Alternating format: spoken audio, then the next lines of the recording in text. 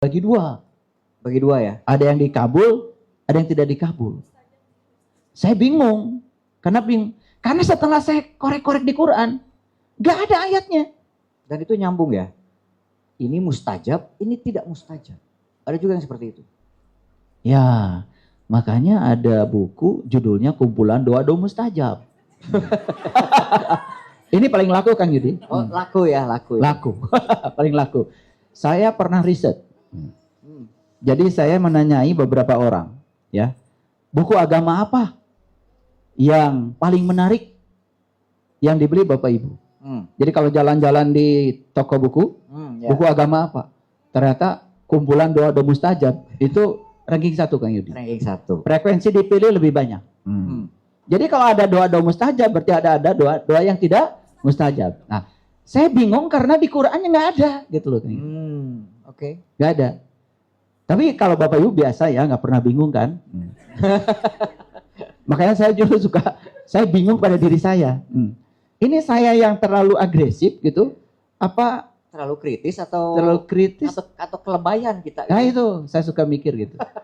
Nah, saya lanjutkan dulu. Okay. Jadi yang saya baca di Quran, ayatnya begini, Bapak Ibu. Silahkan buka nanti, takut nggak percaya ini. Surat Al-Baqarah, ayat 186. Nah, saya bacakan gini. Ini basicnya. Sebelum saya masuk ke kajian sainsnya, basicnya. Perhatikan. Ya. Wa iza sa'alaka ibadi anni fa inni qarib.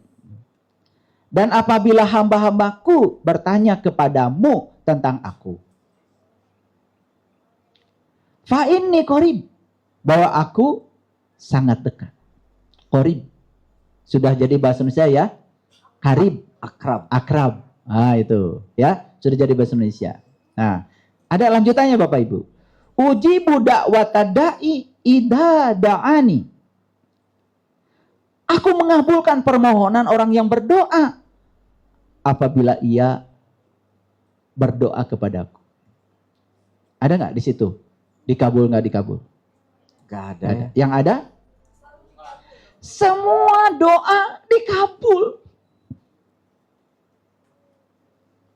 Tambah pusing atau tambah ngerti? Nggak apa-apa, pusing dulu ya, pusing dulu. Daripada ngantuk lebih bagus pusing. Sebentar lagi kan mau saya jelaskan. Tetapi saya cuma ingin menunjukkan di Quran tidak ada kata-kata Allah yang mengatakan kalau kamu berdoa probability-nya 2 kata Allah. Dikabul dan tidak dikabul. Nggak ada. Nah sekarang pelajaran agama yang bilang begitu, itu dasarnya apa? Itu yang mau saya gugat siang ini. Ya. Sekalian saya tunjukkan ayatnya. Ya. Nah, jadi menurut Allah dalam Al-Quran, ujibu da'wata da'i idza da'ani. Aku mengabulkan permohonan orang yang berdoa apabila ia berdoa kepadaku. Clear? Jadi semua doa menurut ayat ini dikabul. Sampai situ dulu. Ya. Sampai dulu. Nah, itu mulai nih pengen nanya nih, ya, pengen nanya. Yeah. Tapi kenyataannya saya setiap berdoa tidak semua dikabul. Pasti udah begitu, yeah. Sabar dulu. Yeah. Itu yang dari Ciamis tuh ya, udah siap. Sabar dulu. Karena saya belum bicara frekuensi. Ini baru dibahas doanya aja kan gitu. Yeah. Resonansi belum dibahas, frekuensi belum dibahas. Sabar dulu. Ini baru judul, belum masuk ke konten. Oke, lanjut? Lanjut ya. Oke. Nah, ada syaratnya dari Allah. Apa? Fal yastajibuli. Maka hendaklah mereka memenuhiku. Ini kalimat luar biasa. Fal yastajibuli. Kalau kamu ingin dikabul, maka kamu syaratnya harus memenuhiku. Apa artinya? Ya harus full. Kamu itu merasa dipenuhi oleh aku. Itu yang disebut dengan keberlimpahan. Dalam bahasa judispensa. Oke, sekarang saya sebelum lanjut, saya kasih contoh dulu. Bapak Ibu, ya, ketika Bapak Ibu berdoa kepada Tuhan, kan selama ini menyampaikan serombongan permintaan. Yes. Keinginan. Oke. Nah, saya mau nanya, itu permintaan yang rombongan itu disampaikan kepada Tuhan atas dasar apa? Atas dasar belum punya ya, makanya Atas minta. dasar belum punya. Ya. Berarti atas dasar rasa kekurangan. Menurut hukum tarik menarik, ya, semua yang digerakkan oleh rasa kekurangan bukan menarik keberlimpahan. Dia akan menarik kekurangan baru. Hukumnya like attracts like. Yang serupa menarik yang serupa. Jadi sebetulnya doa yang benar itu harusnya didasari oleh rasa berkelimpahan. Karena apa? Karena aku penuh dengan Allah. Oke. Aku bersama Allah. Aku tidak pernah ditinggalkan Allah. Bahkan dia tidak pernah tidur, tidak pernah ngantuk untuk menunggui aku. Itu yang dikatakan fal yastajibuli. Harus memenuhi aku. Jadi Allah ingin agar kita penuh dulu dengan Dia. Ya.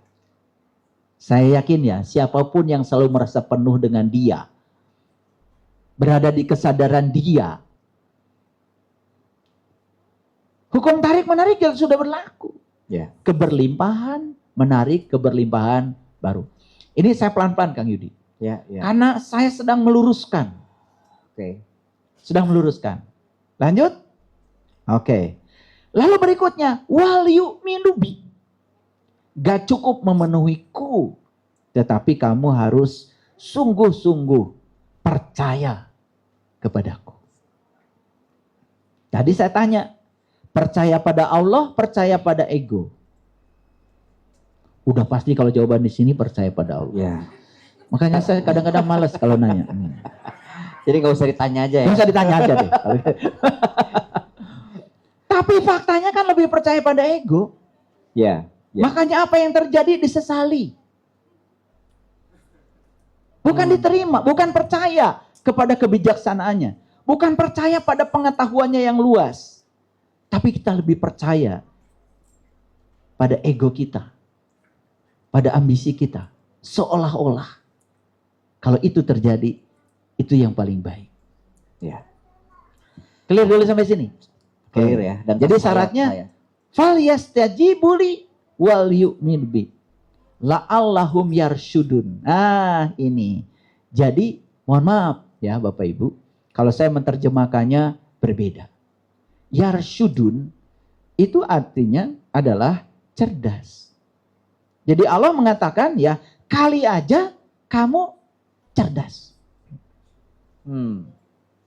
Karena yarsyudun dari kata rosyid. Irsyad. Oke. Nah, makanya orang cerdas disebutnya mursyid. Maka di Quran dikatakan waliyan mursyidan. Maka siapapun yang hendak mendapatkan petunjuk dari Allah, maka kata Allah pasti pada saatnya akan bertemu dengan waliyan mursyidan. Wali itu bahasa Arab artinya teman. Ya. Jadi waliullah itu artinya teman-teman Allah. Bukan yang bisa terbang. Yang bisa melipat gandakan uang. Itu tukang tipu itu. Waliullah itu artinya teman-teman Allah. Teman Allah itu adalah mereka yang kesadarannya selalu berada di kesadaran Allah. Itu disebut waliullah. Nah, dalam bahasa lain disebut waliyan mursidan. Ya, teman-teman yang cerdas. Nah, kalau kita berteman dengan yang cerdas, pasti ke bawah cerdas. Ya, silakan aja dicoba. Kalau berteman sama yang, nggak tega saya bilangnya, udah terusin aja. Nggak tega. Nah, la'allahum yarsyudun itu kali aja itu bahasa sayanya. Kamu cerdas. Ya, ini yang dibicarakan yarsyudun, cerdas. Bukan kali aja kamu pinter. Karena kalau yang pinter itu belum tentu cerdas. Ya. Sekolahnya S1, S2, S3 sampai S teler. Ya. Tapi masih keblinger. Masih suka korupsi, masih menyakiti orang, ya, masih suka merendahkan orang. Nah, ini intelektual tinggi tapi kesadaran rendah. Nah, di Quran tidak ada kata-kata buat yang begini. Di Quran itu kata-katanya adalah cerdas. Cerdas berhubungan dengan intelijensia, bukan berhubungan dengan intelektualitas. Oke. Nah, makanya orang cerdas itu pasti pintar. Oke. Orang pintar belum tentu cerdas. Kadang-kadang orang yang sekolahnya tinggi pun belum menjamin akhlaknya baik. Tapi orang yang cerdas biasanya intelektualitasnya berkembang. Nah, makanya Nabi Muhammad bilang, kalau ingin cerdas, ingin intelektualitasnya encer gitu, maka kata Nabi, makrifat adalah modalku, akal pikiran sumber agamaku.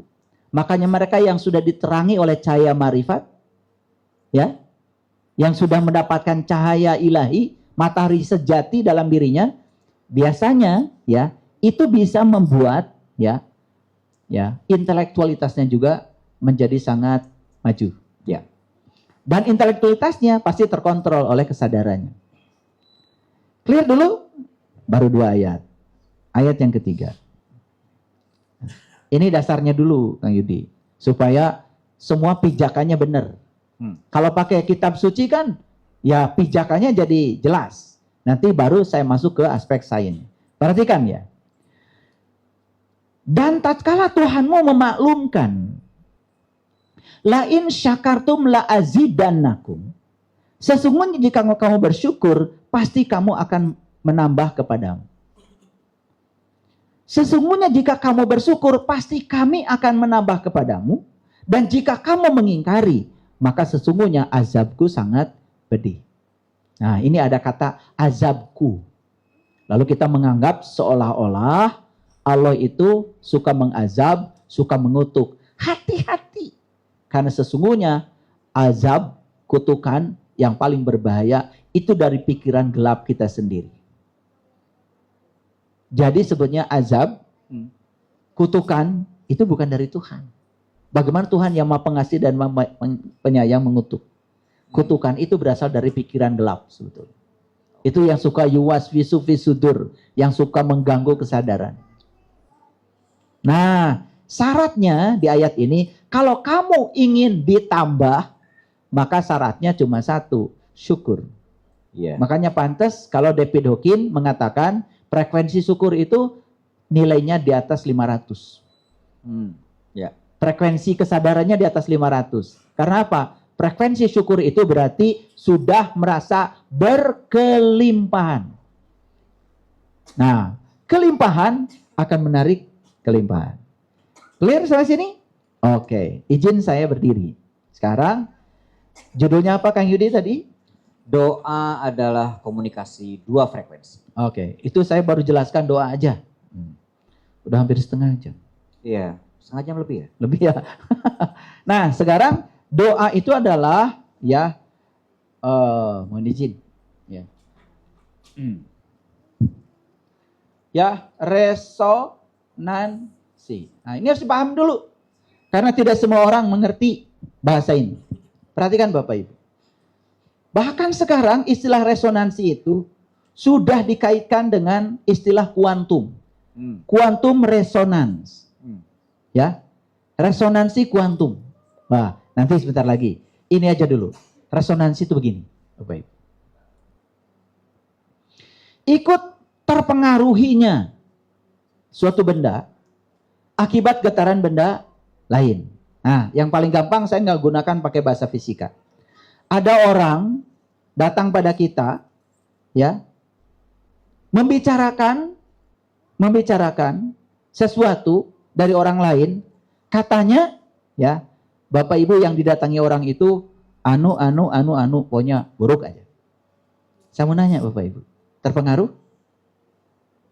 Terpengaruh ya. Terpengaruh ya? Langsung sepaneng Langsung ya. sepaneng, langsung ambil golok itu? Itu resonansi. Jadi resonansi itu ya kita terpengaruh oleh frekuensi pihak lain. Karena apa? energinya yang mempengaruhi dengan kita yang dipengaruhi kira-kira sama. Jadi sebetulnya konflik antar suami istri itu resonansi. Sarua gelona. Itu bahasa fisikanya begitu. Bahasa kuantum ya. Oh, bahasa kuantum itu ya. Itu frekuensinya sama. Itu tadi, itu bahasa Inggris itu sebetulnya. Bahasa Inggris itu ya. Itu Bapak Ibu. Karena frekuensinya sama. Kalau beda frekuensi, tidak ada konflik. Jadi semua yang masih konflik itu ya memang dua-duanya sama frekuensinya. Kalau satu aja punya kesadaran yang berbeda, ini nggak bisa mempengaruhi, tidak terinduksi. Jadi resonansi itu bahasa fisikanya adalah ikut bergetarnya suatu benda akibat getaran benda lain. Kalau pakai bahasa fisika susah memahaminya. Maka pakai bahasa paseawen tadi. Lebih mudah. Bahasa Inggris tadi ya. Nah itu. Sarua kelona. Betul. Jadi itulah. Pokoknya resonansi itu kalau bahasa Garutnya sarua gelona. Nah itu resonansi. Kalau nggak pakai bahasa itu kalian nggak ngerti. Ya, jadi terpaksa harus menggunakan bahasa yang mudah dipahami. Ya. Oke. Jadi resonansi apa Bapak Ibu? Gitu. Ya, clear ya? Clear.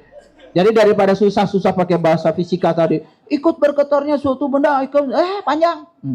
Gitu. Pokoknya mensok pasea itu resonansi. Jadi resonansi itu sebetulnya karena ada kesamaan frekuensi. Kata kuncinya apa? Frekuensi. Kesamaan frekuensi. Sehingga jadi ikut bergetar.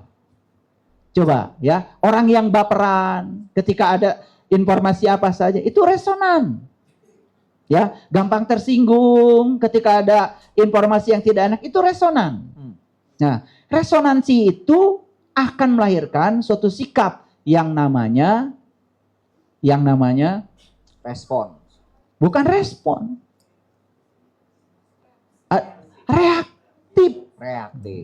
Jadi orang yang resonan itu ya tidak responsif sebetulnya, tapi reaktif.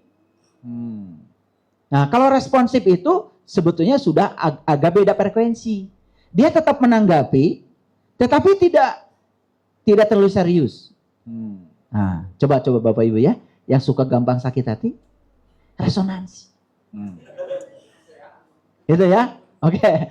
Ya pokoknya sarua gelona lah yang tadi ya. Ngerti resonansi? Ngerti dulu. Jadi resonansi itu syaratnya harus memiliki frekuensi yang sama. Wih, penampakan. Itu bukan hebat. Dia resonansi. Sama frekuensi. Bukan terbukanya mata ketiga ya. Bukan. Itu makanya jangan ya kayak gitu. Ilmu rendahan itu. Ya. Jadi kalau bisa melihat penampakan berarti kualitas jiwa dia dengan kualitas jiwa yang menampakkan diri itu, yang menampakkan diri ini kan belum bisa pulang. Itu resonan. Ada kesamaan frekuensi. Ya. Jadi kalian kalau, saya bisa melihat penampakan, bukan hebat, kudu diubaran. Gering ya teteh. Itu bahasa Inggris lagi ya? Ya, bahasa Garut kalau itu. Nah, jadi resonansi antara dua frekuensi. Aduh, ini harus dijelaskan lagi nih frekuensi. Apa frekuensi? Frekuensi itu rumus fisikanya apa? Lambangnya F. Satuannya seper detik, seper menit, seper jam, pokoknya seper waktu. Itu namanya frekuensi. Jadi frekuensi itu banyaknya kejadian. Ya, dalam suatu waktu. Dalam satu waktu, terserah. Mau dalam 1 detik, dalam 1 menit, dalam 1 jam, dalam 1 hari, terserah. Waktunya bebas. Cuman satuan frekuensi seper waktu. Ya. Yes? Oke. Kasih contoh lagi. Barangkali belum mengerti. Bapak Ibu, ya Bapak Ibu dalam sehari, nih saya kasih tahu, ya marah berapa kali? Oh, 4 katanya. 4. Ya. Bohong banget. Bohong banget. Bohong banget. Padahal 40. Masa wajah gini 4? Waduh, ini gosong gini 4. Ya 40 Ya, sih. kalau saya taksir gosong gini sih 100.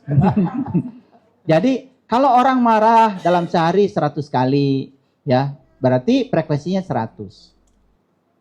Kalau besok turun dari 50 kali, frekuensinya 50. Ya. Jadi kejadiannya berkurang, berarti frekuensinya mengecil. Ya. Paham ya? Nah, kalau kita berhenti di pinggir jalan, hitung mobil tuh. Nah, dalam 1 menit 60 mobil, berarti frekuensinya adalah 60 mobil per menit.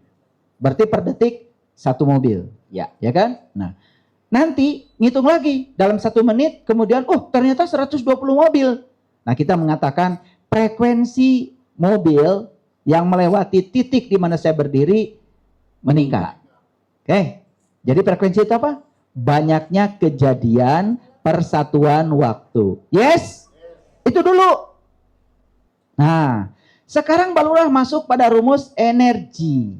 Nah, ternyata orang fisika keren banget, sudah menemukan rumus ini. Energi itu adalah sebuah konstanta alam, namanya konstanta Planck. Karena yang menemukan konstanta ini namanya Max Planck. Kira-kira orang mana Bapak Ibu Max Planck? Orang Garut. Garut mah paling juga Saiful Karim. Garut mah. Max Planck itu Bapak Ibu orang Jerman. Ya, pemenang hadiah Nobel yang menemukan radiasi benda hitam. Gaul lah tuh seetik. Ya, dialah bapak fisika kuantum yang pertama. Jadi Max Planck ini orang pertama yang bisa memecahkan radiasi benda hitam. Pekerjaannya dulu yang dikerjakan oleh Wien, Rayleigh Jean itu masih belum nyambung tuh matematikanya. Kemudian dengan teori radiasi benda hitamnya Max Planck, itulah penemuan luar biasa. X-ray, laser, efek fotolistrik, dunia kedokteran berubah tepat setelah Max Planck menemukan ya radiasi formulasi tentang radiasi benda hitam. Pusing pasti kalian nggak ngerti. Pasti. Udah ini aja dulu. Jadi energi sama dengan konstanta dikalikan frekuensi. Apa konstanta? Konstanta itu sesuatu yang tetap, tidak berubah. Dia bukan variabel. Contoh. Ini harus dikasih contoh kalian tuh ya. Y sama dengan 2X. Nah, 2 itu namanya konstanta. Tidak berubah. Nah, kalau X boleh berubah. X sama dengan 1 berarti Y sama dengan 2. 2 kali 1 aja pusing. Kalau X sama dengan 2, Y-nya 4. Mesti mikir. Tambah X sama dengan 10. Berapa? 100. Tinggal diganti X sama 10 jadi 20. Ya Allah. Belajar aljabar dulu enggak? Sekolah sampai gerbang. Aduh, belajar agama nggak jelas. Belajar matematika sampai gerbang. Jadi yang tuntas apa tuh? Asal bisa ikro aja ya. Lanjut dulu. Nah, ini H dikalikan dengan F. Lihat ya. Jadi yang variabel di sini adalah F dan E. Ya. Yes? Ya. Nah, sekarang X membesar, Y membesar. X mengecil, Y mengecil. Yes. Jadi ternyata energi itu sebetulnya dibangun oleh pengulangan kejadian. Jadi kalau frekuensi ini tadi banyaknya kejadian persatuan waktu, kalau kejadiannya terus direpetisi, diulang-ulang, energinya membesar. Tapi energi mana yang membesar tergantung frekuensi mana yang sedang dibesarkan. Clear sampai sini? Nah, jadi doa itu sebetulnya adalah resonansi dua frekuensi. Artinya apa? Nah, Masuk sedikit ya, sini. Ini frekuensinya Allah. Frekuensinya Allah. Allah itu frekuensinya tanpa batas. Silakan, kalian sudah diberi pilihan. Mau bergetar di frekuensi mana? Terserah. Karena di frekuensi manapun kalian bergetar. Jadi Allah itu kira-kira dari min tak berhingga sampai plus tak berhingga. Pokoknya nggak ada batasnya frekuensi Allah. Nah, frekuensinya tanpa batas. Nah, kita mau menggetarkan diri di frekuensi mana? Terserah. Tetapi frekuensi yang manapun itu pasti akan direspon. Ya, akan direspon. Nah, itu akan masuk nih kepada yang tadi. Ya. Yang kenapa semua doa dikabul, akan masuk sedikit lagi, ya. Kalau yang cerdas udah masuk duluan sebetulnya. Tapi yang masih nggak apa-apa. Ya. Bodoh tuh berkah, ya. Berkah. Orang bodoh cepat lupa. Betul nggak? Makanya nggak sakit hati, saking cepat lupanya. Wah, cuma bergurau. Biar nggak ngantuk ya. Oke. Oke, disinilah ada orang soleh sedang berdoa. Oke. Menyampaikan sebuah permohonan. Misalkan permohonannya ya. Kan tadi doa bukan permohonan sebetulnya. Ya. Tapi saya ini kembali dulu ke masa lalu kita. Ke umum yang berlaku. Ya, yang umum berlaku. Umum dulu. Jadi saya masuk dulu ke situ. Jadi doa itu adalah anggap saja permohonan. Berarti kalian sedang mengajukan apa yang kalian ingin. Misalkan, ya, yang diinginkan apa? Ya Allah, solehkan pasanganku, misalnya. Itu banyak saya dengar doa itu. Ya, jadi apa tadi? Minta pasangan soleh. Minta pasangan soleh. Oke. Ntar dulu. Sabar. Berarti pasangannya kan belum soleh. Nah, berarti kan sebetulnya ya sedang berada pada posisi kekurangan. Makanya ada orang dari Manado datang ke Bandung, agamanya tidak sama dengan saya, tetapi dia penggemar YouTube saya. Ya, selama 2 tahun mendengarkan YouTube saya, mengerti yang saya sampaikan, selama 4 bulan kemudian mengubah berdoa, yang tadinya memohon dan meminta, diganti dengan berterima kasih. Suaminya kena stroke. Sudah 2 tahun dan berobat kemana-mana tidak sembuh-sembuh. Sudah berdoa mengajukan permohonan, tetapi nggak sembuh-sembuh. Lalu dia berterima kasih kepada Tuhan. Dengan cara, terima kasih Tuhan, suamiku sudah sembuh. Padahal suaminya belum sembuh. Tapi selama 4 bulan terus berterima kasih. Apa yang terjadi? Suaminya benar-benar sembuh dan dibawa ke rumah saya.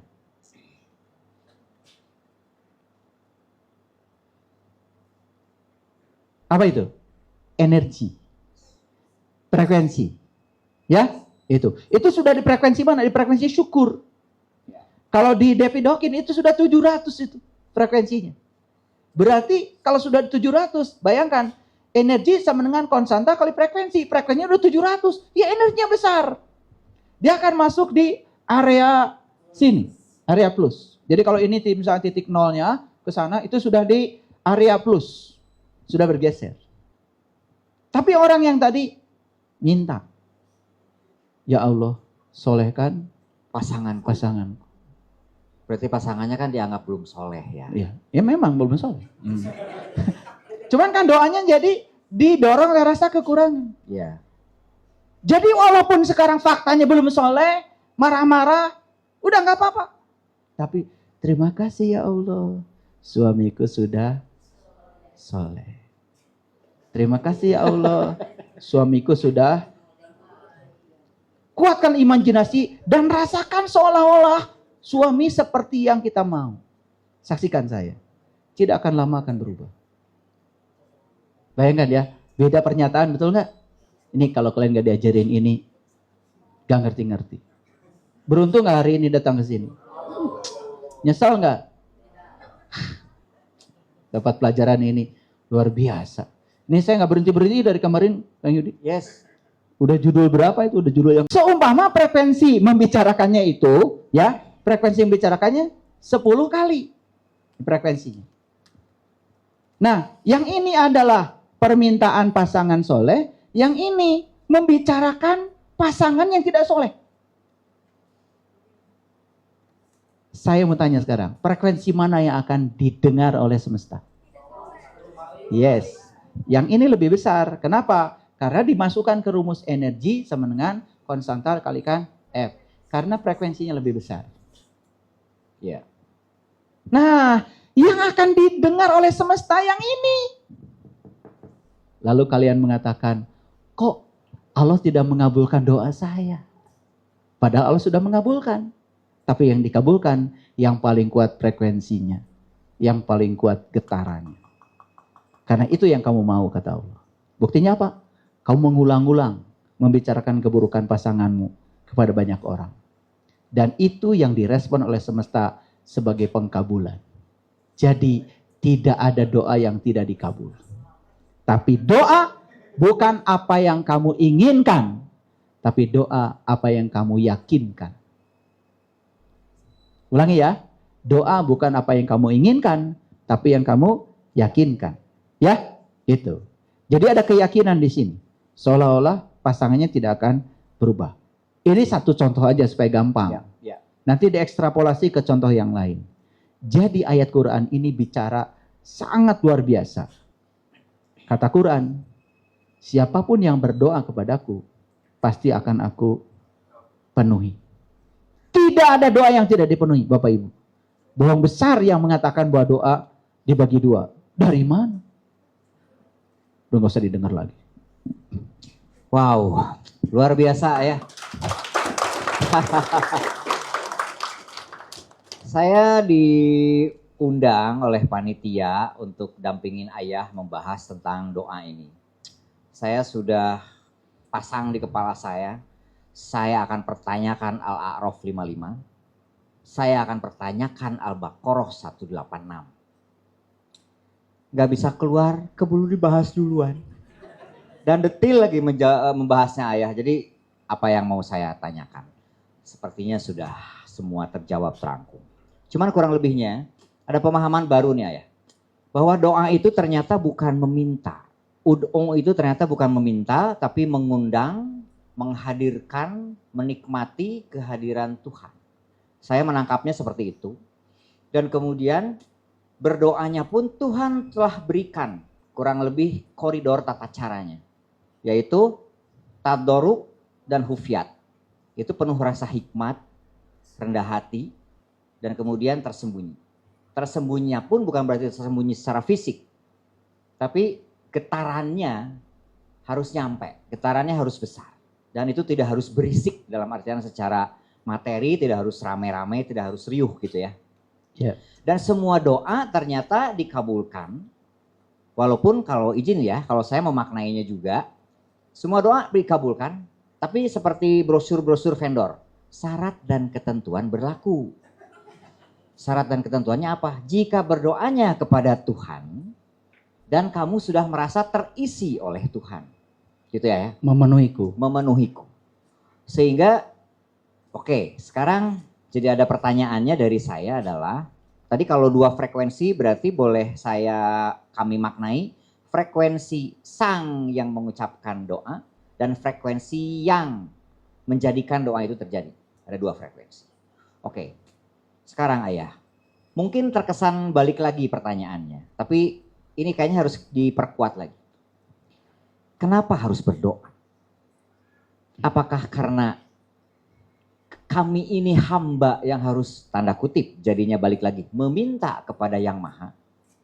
Karena di Quran pun ayah, Ibrahim berdoa (2). Musa berdoa (2). Nah, bagaimana kaitannya seperti itu ayah? Di satu sisi berdoa itu saya menangkapnya selama ini adalah kewajiban, bukti katanya agar kita merasa tidak sombong. Kamu hamba loh, kamu abdihi. Nah, tapi dengan menghadirkan tadi ya, mohon korelasinya ya, mangga. Oke. Saya sering mengumpamakan yang sederhana. Allah yang tak terbatas, Allah yang tak terhingga itu seumpamanya adalah samudra. Dan manusia itu seperti kita ini adalah ombak di samudra. Sekarang saya mau nanya Bapak Ibu. Ada ombak nggak kalau nggak ada samudra? Nggak ada. Berpisah atau bersatu ombak dengan samudra? Sama jenisnya nggak ombak dengan samudra? Sama. Sama-sama air ya? Sama-sama air. Ombak kan air. Samudra juga air. Esensinya kan sama-sama air. Nah, sekarang Allah kan bilang di Al-Quran, ketika aku sudah selesai menciptakan tubuhmu, aku tiupkan ruhku. Jadi setelah Allah menciptakan tubuh ini sebetulnya tidak dihuni oleh Kang Yudi. Tidak dihuni oleh Saiful Karim, tapi dihuni oleh ruhku. Oke. Yes. Makanya tubuh ini sering disebut sebagai rumah kesadaran. Sering disebut Baitullah. Jadi tubuh ini adalah rumahnya dia. Karena kenyataan dia setelah menciptakan tubuh ini tidak seperti tukang kursi meninggalkan kursinya. Dia tetap membersamai kita di sini. Bahkan tubuh ini sebetulnya menjadi alat untuk dia mengalami dirinya sendiri. Dia melinggih di sini. Oke. Nah, kaitan dengan pertanyaan Kang Yudi tadi. Jadi kenapa masih berdoa? Sebetulnya berdoa itu di tingkatan yang lebih tinggi adalah menyamakan frekuensi. Antara ruhku yang ditiupkan ini dengan sumber awalnya. Oke. Sehingga ruhku ini tidak pernah salah jalan. Selalu berada di frekuensi kesadaran awalnya. Sehingga dia akan selalu terkoneksi. Itu yang disebut dengan kehadiran. Disitulah kemudian akan terjadi yang namanya keselarasan frekuensi. Tapi frekuensinya di frekuensi kesadaran ilahi.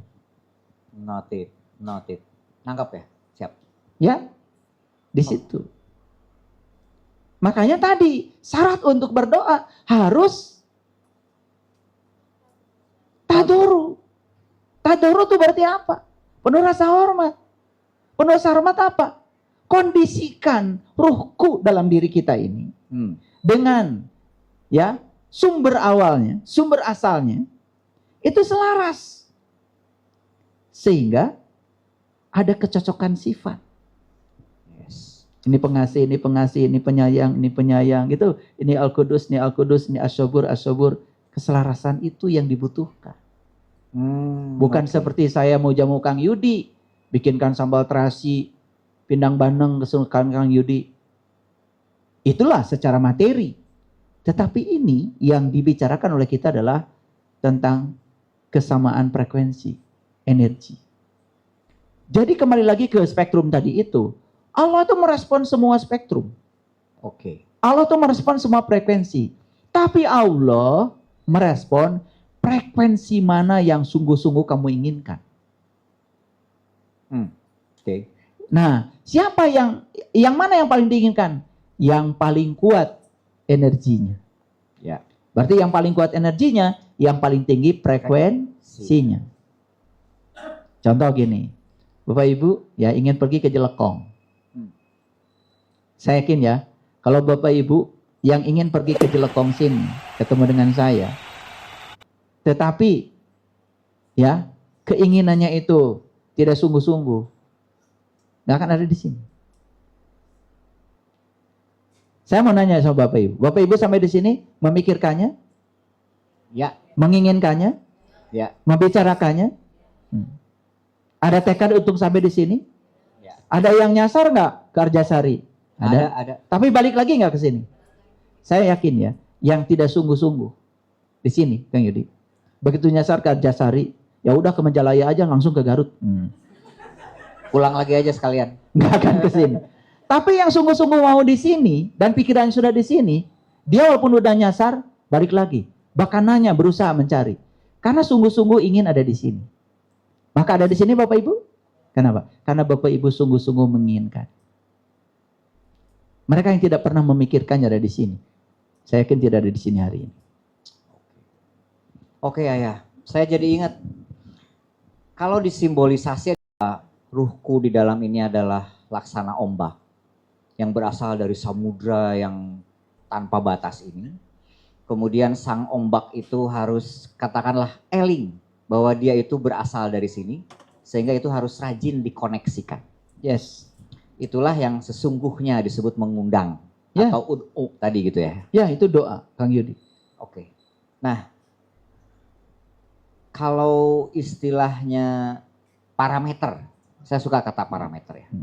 Karena kalau kita melakukan sesuatu itu harus ada input, proses, output. Nah, parameter itu nanti penting. Ingin nanti saya mintakan Ayah jabarkan tentang parameter keberhasilan akan doa. Nah, sedikit ke prosesnya dulu. Tadoru dan hufya.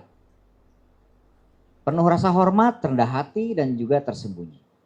Izin Ayah bisa berbagi tips and tricks.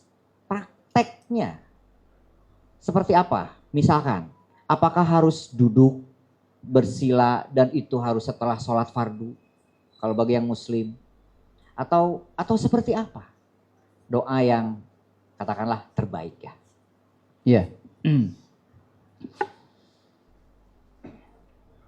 Sekarang ini ada yang namanya kuantum tauhid. Kuantum tauhid. Kuantum ikhlas sudah ada. Ya, Sekarang kuantum tauhid. Jadi kuantum tauhid itu menjembatani antara sains dengan keyakinan. Oke. Jadi konsep kuantum itu, saya berbicara energi, frekuensi, vibrasi, itu ranah sains. Nah di sini ada ranah lain nih, ranah tauhid, ranah keyakinan. Lalu bagaimana supaya mengawinkan ranah kuantum, ranah sains dengan ranah keyakinan ini? Lalu orang berpikir kayaknya bagus deh konsep kuantum tauhid. Karena ya, ketika seseorang sedang berada dalam kondisi yang sangat rileks, tenang, ya kan? Energetik akibat dari mungkin habis ritual, habis sholat, habis meditasi, habis berdoa kan tadi, ya. Jadi barangkali yang neuroscientist yang tadi meneliti itu mungkin belum berbicara surat Al-A'raf ayat 55, ya. Tetapi mereka sudah mulai meneliti, pokoknya mereka nggak peduli doanya seperti apa, zikirnya seperti apa, nggak peduli. Ya. Tapi mereka di tingkat itu saja efeknya sudah ada. Yes. Jadi artinya kalau kita rutin ya menjalankan ritual, ya toh, yang dijalankan apalagi dengan penuh kesadaran, karena kesadaran pasti meng-up energi kita. Meng-up energi kita. Sehingga kuantum dengan tauhid ini menemukan titik temunya. Dan selaras ya. Selaras. Ya, selaras. Sangat selaras. Ya. Jadi makanya kalau saya secara pribadi, saya punya waktu-waktu khusus ya buat saya untuk meniti ke dalam diri. Oke. Jadi saya pokoknya kalau jam 1 sampai jam 4 malam itu pasti saya terjaga. Dan di situ saya merasakan ada sebuah getaran yang sangat hebat. Makanya saya ya kalau memancarkan frekuensi, vibrasi, imajinasi ya, itu waktu-waktunya menggunakan waktu-waktu yang saya bisa berada dalam kondisi di mana getaran saya sangat tinggi. Oke. Nah, waktu-waktu itu yang sering saya gunakan untuk itu, Kang Yudi. Dan bioritmik tiap orang beda-beda ya? Ya, kita harus menemukan bioritmiknya. Oke. Nah, sekarang saya mau jelaskan sedikit aja yang tadi, Bapak Ibu, yang gelombang dengan ombak itu. Perhatikan ya. Ini ya, rumus E sama dengan HF, itu bisa dimanipulasi menjadi besaran fisika lain. Di mana F itu tiada lain adalah kecepatan cahaya dibagi dengan panjang gelombang. Nah, gelombang itu kayak gini Bapak Ibu. Gelombang itu kayak gini. Jadi panjang gelombang itu gini. Nah, gelombang kan gitu. Satu gelombang itu adalah ini, ya. Kalau anak-anak di sekolah pasti belajar ya. Satu bukit, satu lembah, itu satu gelombang. Maka ini disebut satu lamdan. Atau amplitudo orangnya Bud ya. Nah ini bukitnya disebut amplitudo. Ini amplitudo. Simpangan tertinggi namanya amplitudo. Ada kaitan dengan amplitudo. Nah sekarang Bapak Ibu perhatikan. Perhatikan. Kalau panjang gelombangnya besar, energinya kecil. Yudi. Coba, sesuatu dibagi yang besar, hasilnya pasti kecil.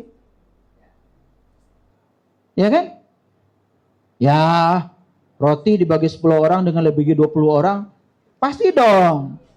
Yang dibagi 20 kan lebih kecil. Masa nggak punya pengalaman? Kan kalian kalau urusan bagi-bagi, biasanya dibagi 2 orang aja lah, nggak usah 10 orang. Kan yang 8 nggak tahu.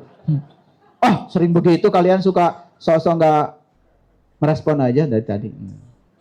Kalau pembaginya besar, hasil baginya selalu kecil. Yes? Ya. Yes. Jadi kalau panjang gelombangnya besar, berarti energinya kecil. Makanya ya, ketika ombak begini, tidak ada yang main selancar di situ. Ya. Tapi kalau ombaknya begini, Yes. menjadi asik. Panjang gelombangnya kecil. Nah, ketika panjang gelombangnya kecil, berarti energinya besar. Sesuatu yang dia bagi kecil, pasti hasilnya besar. Nah, jadi sebetulnya ya, kalau di bukunya David Hawkins itu sampai digambarkan, ya, getarannya itu sehebat apa. Oke. Sinar laser, ya, itu panjang gelombangnya kecil. Oke. Kalau panjang gelombangnya kecil, berarti frekuensinya besar. Makanya dia bisa menembus, bisa memotong. Sekarang operasi saja itu pakai laser. Saya baru operasi mata Kang Yudi. Operasi mata ini lemaknya dibuang. Oke. Ini dibongkar dari sini, dibuka gitu, dibuang lemaknya. Itu pakai laser. Ya, kedengeran itu waktu dioperasi karena dalam keadaan sadar, ya, perepet apa ya Kang Yudi? Ya. Parepet itu bahasa Inggris ya. Ya gitu. Pokoknya ada bau-bau kayak bau angus gitu loh. Bau gosong. Itu laser, itu kan cahaya.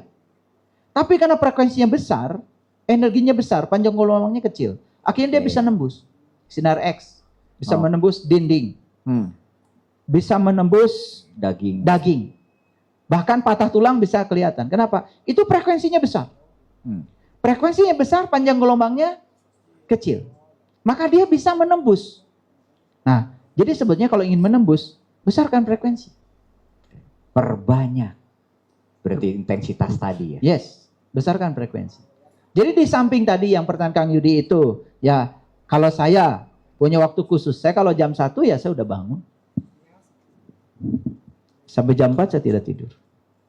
Jadi jam 4 batasan posisi, gerak tubuh, tempat itu monggo di mana saja. Yes. Asal yang terbaik, sopan gitu aja. Ya. Dan perlu repetisi. Perlu repetisi. Okay. Nah, repetisi berarti pengulangan. Pengulangan berarti memperbesar frekuensi. Dan itu betul-betul yang kita ingin. Saya belajar Quran itu rata-rata ya 2 jam lah sehari rata-rata. Belajar Quran itu. Satu ayat gitu bisa saya petakan itu, ini larinya kemana gitu. Jadi kebaca tuh konkordansinya. Ayat ini hubungan dengan apa. Jadi saya petakan. Itu baru di level 1, namanya C1, di level menghafal dulu. Setelah itu masuk di level kedua, memahami. Masuk level ketiga, menerapkan. Saya tidak berani bicara ayat seperti ayat yang tadi kalau saya belum menerapkannya. Saya belum mencobanya. Benar nggak nih semua doa itu dikabul? Saya eksperimen. Okay. Nah setelah menerapkan kemudian saya analisis. Udah benar nggak penerapannya? Setelah dianalisis saya evaluasi. Ada refleksi. Setelah dievaluasi baru saya sintesa jadi satu pengetahuan yang utuh siap saji. Kalau sudah siap saji saya persembahkan pada publik. Jadi proses saya bicara di sini nih untuk satu topik ini melalui 6 tahap. Tahap menghafal, tahap memahami, tahap menerapkan, tahap menganalisa, tahap mengevaluasi, sampai saya mensintesa jadi satu pengetahuan yang siap saji. Bayangkan Bapak Ibu tuh, betapa beruntungnya. Sudah dapat rangkuman dan intisari kami ini. Kan tinggal menerapkan pengetahuan yang sudah jadi, yang siap untuk diterapkan. Ya. Coba bayangkan ya, pengetahuan yang masih dihafal-hafal gitu, ya. Ya surat Al-Ikhlas hafal, Al-Falaq hafal, Anas hafal. Paling kalau ada kesurupan, ya mulai ingat kan? Gitu. Barjeng tinit-tinit ada hantuna kayak arah apa surat Al-Ikhlas. Jigana bekas guru dulunya.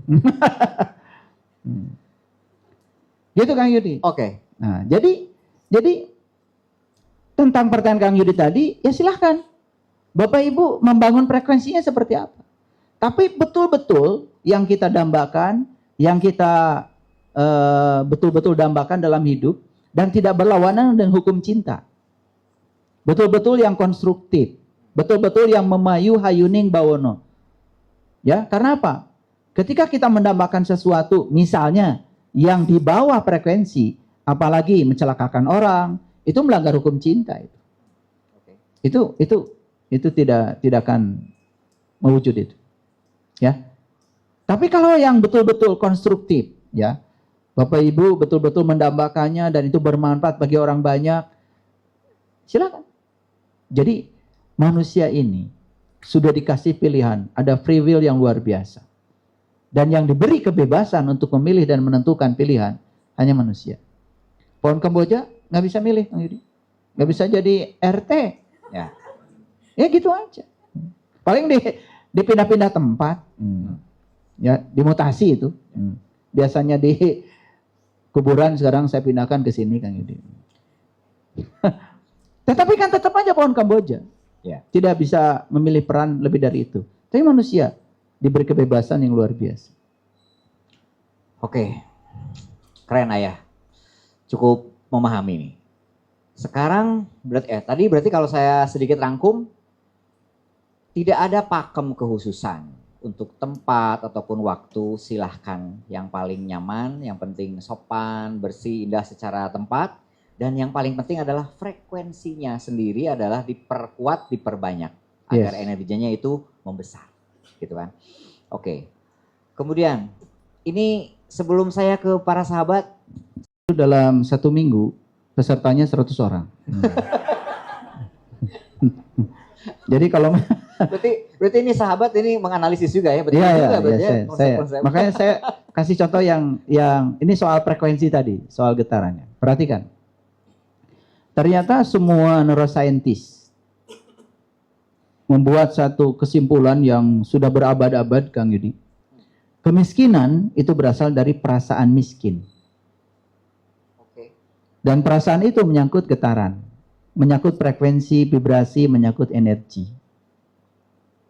Ya, makanya ya, ketika seseorang sedang mengalami kejatuhan ekonomi, lalu perasaannya benar-benar jatuh mengikuti kejatuhan ekonominya, maka akhirnya kebangkrutan. Tetapi ketika kita mengalami kejatuhan ekonomi dan perasaan kita dijaga di perasaan yang kita dambakan, ternyata kejatuhan itu mengalami kebangkitan yang cepat. Jadi tidak mengalami kebangkrutan, kejatuhan, tetapi langsung naik itunya, grafiknya. Jadi titik balik. Ada titik balik. Dengan menjaga supaya perasaan tidak larut pada situasi. Jadi perasaan itu pilihan, ada di dalam. Contoh sederhana gini, kita sakit, misalnya, rasa sakit itu alami, Kang Yudi. Tetapi penderitaan karena sakit itu kan pilihan. Kita mau menderita karena rasa sakit itu, tidak menderita rasa sakit itu kan pilihan. Ngerti maksud saya? Ya. Rasa sakitnya alami, tidak bisa ditolak. Tetapi ya respon kita terhadap rasa sakit itu, ya kita bisa tetap merasa kuat sehingga kita tetap bertahan, atau mau larut dalam rasa itu sehingga kita jadi semakin lemah. Atau apalagi diberitakan ke WA group, saya sakit, tolong tengok. Gitu. Ya. Jadi Saya pernah menyampaikan, kalau kita ini bisa dirindukan uang, asal tidak merindukan uang. Uang yang rindu ke kita berarti. Yes. Pusing kan? Nah, kebanyakan kan merindukan uang. Iya. Nah, ketika merindukan uang, apa yang terjadi? Segala sesuatu digerakkan oleh uang. Oke. Bekerja untuk uang. Berbuat baik untuk uang. Jadi uang sudah menjadi kekuatan yang di atas Tuhan. Dan itu melanggar hukum cinta. Harusnya apapun aktivitas kita, kerja, bisnis, apapun digerakkan oleh Tuhan. Karena kita percaya kita datang ke dunia ini diutus oleh Tuhan untuk menjadi kepanjangan tangan Tuhan, menyampaikan cinta kasih Tuhan.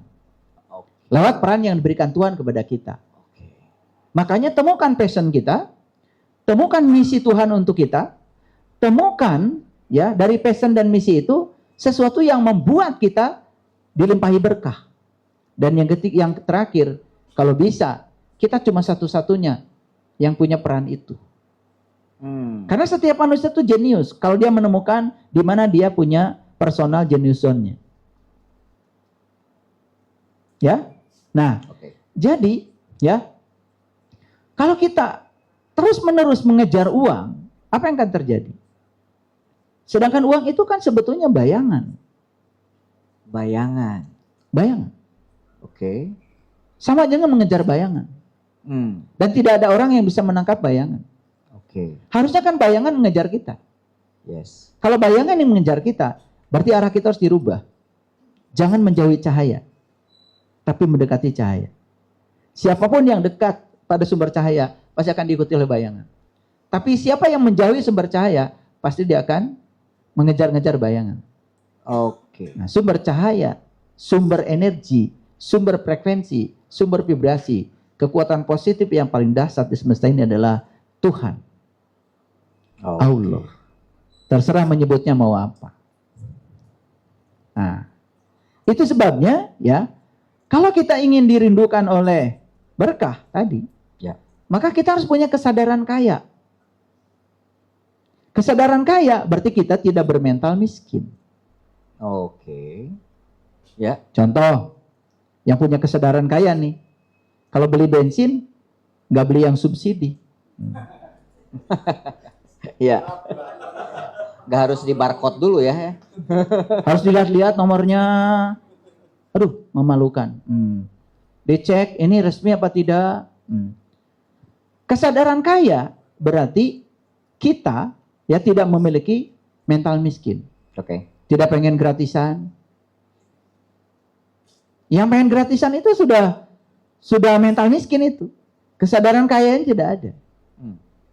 Makanya kalau dia pergi ke pasar, muter-muter itu, cari yang harganya paling murah.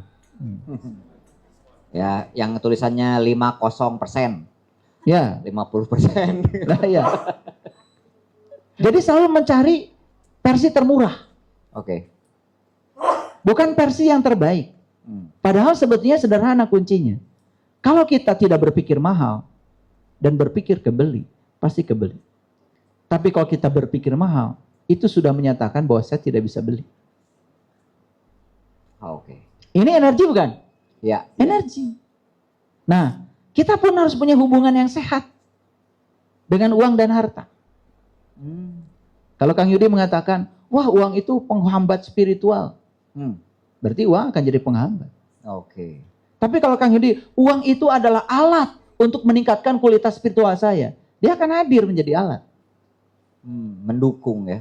Coba, banyakkah orang yang mempunyai paradigma bahwa uang dan harta itu dianggap sebagai penghalang spiritual? Apalagi orang kaya itu tidak akan masuk surga. Ada nggak keyakinan seperti itu? Itu. Makanya minta sumbangan terus. Nah, berbagi dan memberi itu energi. Asal ketika berbagi dan memberi, kita melepaskan diri dari segala harapan untuk mendapatkan balasan. Karena siapapun yang sodako dengan berharap dilipat gandakan, itu sudah pasti akan bangkrut. Karena sudah ada transaksi dengan semesta. Oke. Nah, tentu saja ya, menangkap peluang baru, belajar ilmu baru, Perlu. itu juga tergantung pada frekuensi.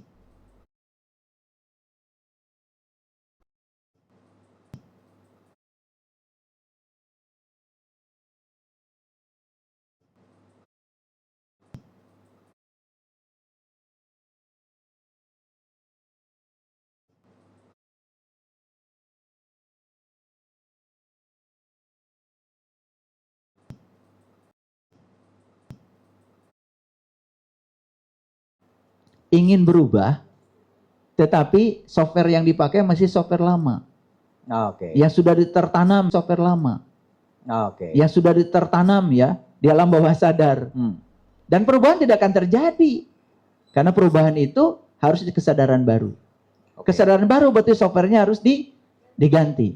Datang ke Jelekong, saya ganti softwarenya. Dan yang terakhir, bersyukur dan memancarkan energi positif terus-menerus. Oke. Itu jawaban untuk itu. Oke, Ayah, kejawab ya. Oke, tepuk tangan, bangga. Jadi tetap ya, uang kesannya materi, kesannya selama ini tanda kutip jauh dari spiritual. Tapi kalau misalkan kita baca atau kita lihat secara bijaksana, itu nyambung dengan energi, frekuensi, vibrasi. Dengan ketuhanan pun ternyata apapun nyambung, karena semua berakal dari itu. Oke, keren sekali Ayah, dan terjawab pertanyaan dari sahabat kita yang di TikTok. Saya kasih kesempatan, ada satu orang mungkin. Mangga Bapak, silakan. Ya, silakan.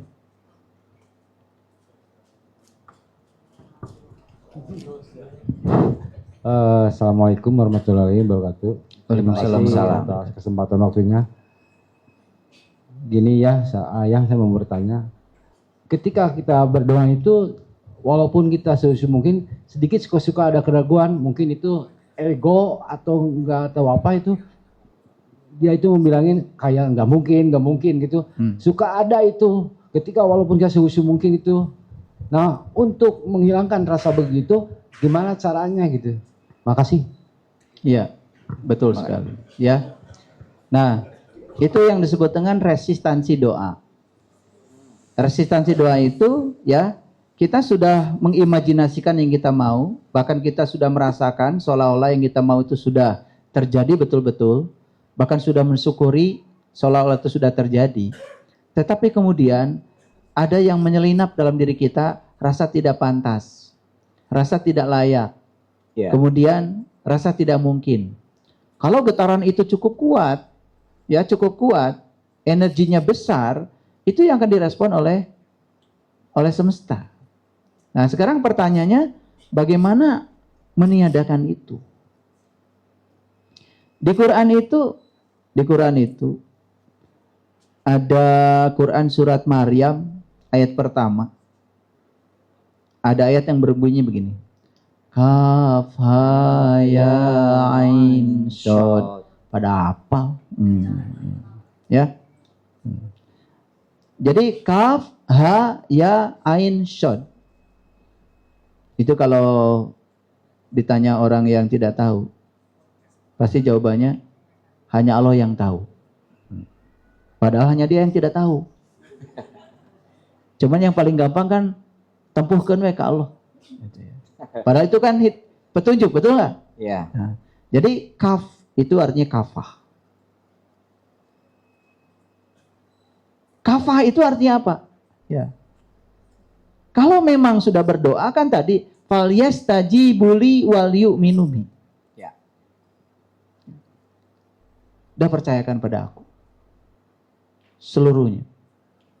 Maka saya dulu pernah lagi mengalami kejatuhan luar biasa. Saya dikasih doa begini. Allahumma lakal hamdu wa ilaikal mustaka wa antal musta'an. Segala puji hanya milikmu ya Allah.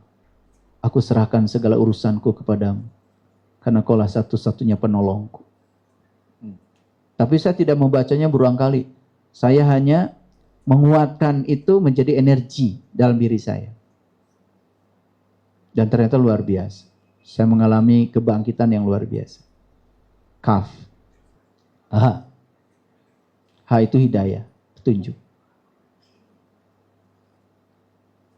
Kalau kita mempercayakan segala sesuatu kepada Allah, pasti akan datang jalan-jalannya.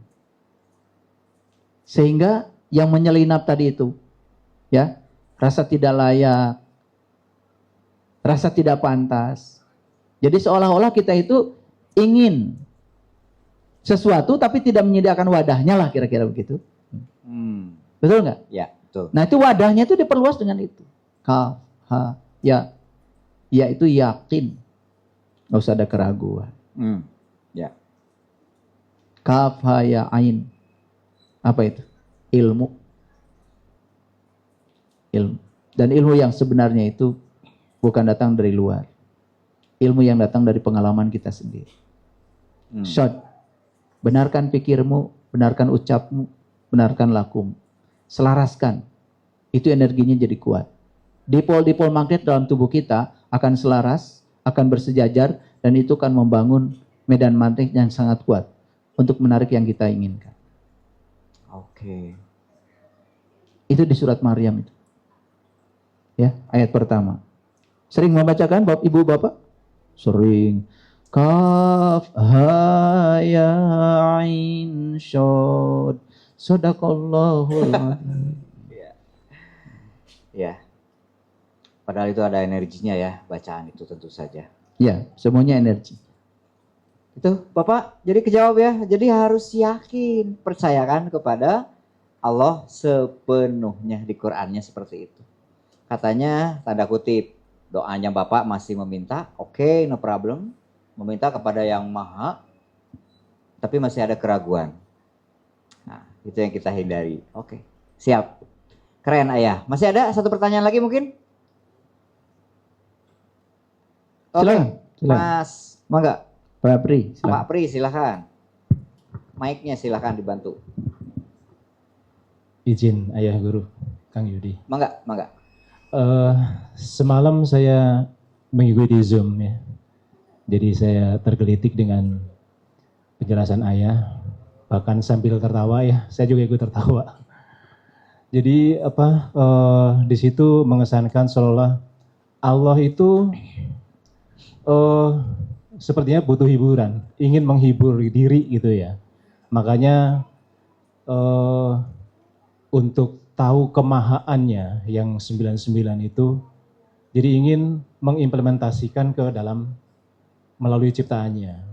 Jadi kalau maha pengasih, penyayang, jadi diimplementasikan kepada ciptaannya yang mengalami sesuatu yang sedih segala macam gitu, sehingga di situ merasakan kemahaannya begitu.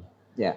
Nah, di sini nyambung ke bahwa kita adalah setetes samudra, dalam hal ini kalau kiasannya dengan samudra itu. Artinya sifatnya mensifati samudra. Dalam hal ini kita mensifati Allah. Tapi kenapa pertanyaannya adalah ketika manusia itu merasakan kesedihan, emosi, marah, padahal yang saya pahami ada ayat yang memang bahwa manusia memang dibekali kecenderungan, berbagai macam kecenderungan. Senang terhadap ini, itulah segala macam, sampai akhirnya mungkin itu jadi salah satu pemicu yang menjadi orang itu sedih, marah, senang, dan lain sebagainya. Kemudian di situ muncul doa gitu.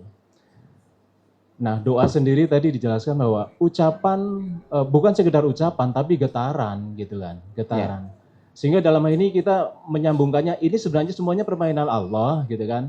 Dunia ini permainan, ada istilah seperti itu. Jadi kadang-kadang kita di sini saya mungkin pusingnya ya dalam tanda petik, mengalami sedikit kepusingan di sini. Sebenarnya kita sekarang ini harus berperan bagaimana untuk menyikapi semua yang tadi saya pahami itu. Mohon penjelasan. Terima kasih. Oke. Ya, terima kasih Pak Pri. Mangga Ayah. Ombak itu harus sadar kalau dia bagian dari laut. Harus sadar bahwa dirinya dengan laut itu sama. Maka ombak harus berada di kesadaran laut. ketika ombak ini merasa terpisah dari laut, itulah yang kemudian membuat ombak jadi bingung sendiri. Tapi kalau dia selalu sadar, selalu hening. Makanya hening itu apa sih? Hening itu ketika ombak dan laut tidak dua. Tapi ombak dan laut adalah satu adanya, yaitu air. Hening. Semua kebingungan hanya bisa dibebaskan dalam keheningan itu. Dan ketika ombak dan laut dua, itulah yang disebut dengan syirik. Karena ombak dan laut sebetulnya sama-sama air. Tidak dua, tapi tunggal. Di ombak air, di laut air. Kesadaran itu yang harus selalu dipelihara. Bagaimana supaya kesadaran itu terjaga? Maka ombak harus selalu mengakses laut. Supaya ombak sadar kalau dia berasal dari laut. Rasa keterpisahan ombak dari laut, itulah yang membuat ombak jadi bingung. Kalau dia selalu membuat koneksi dengan samudranya, dengan asalnya. Selalu pulang ke tempat asalnya. Selalu di kesadaran asalnya. Dia tidak akan mengalami kebingungan. Itulah pentingnya kita belajar meniti ke dalam diri. Makanya dalam Al-Quran Allah mengatakan, aku bentangkan kebesaranku di segala ufuk, dan yang paling penting aku bentangkan kebesaranku pada dirimu sendiri. Siapa yang bisa menyaksikan aku di dalam dirinya?